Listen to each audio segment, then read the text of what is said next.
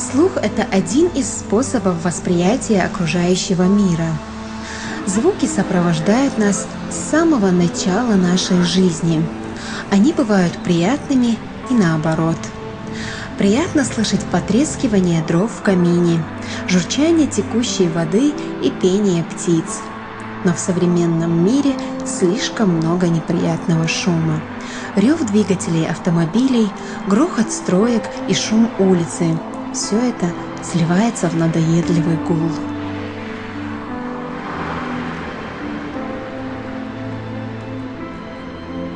А нам порой так не хватает тишины.